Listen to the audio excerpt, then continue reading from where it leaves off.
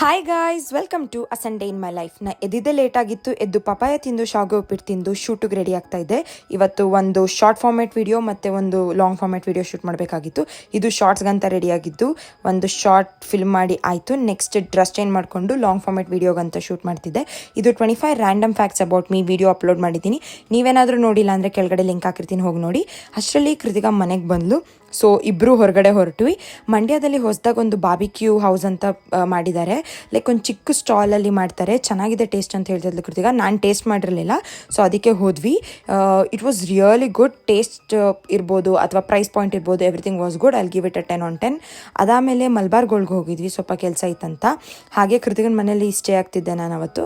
So ಹೋಗಿ ನನ್ನ comfort ಬಟ್ಟೆಗೆ ಚೇಂಜ್ ಮಾಡಿ ನೆಕ್ಸ್ಟ್ ಊಟ ಮಾಡಿದೆ. ಆಮೇಲೆ ಸೋನು ಫಿಶ್ ತಂದಿದ್ದ, ಅದು ತಿಂದೆ. ಆಮೇಲೆ ಸೋನು ಏನೋ ನನ್ನ ಕೈ ನೋಡಿ ಶಾಸ್ತ್ರ ಹೇಳ್ತಾ ಇದ್ದ.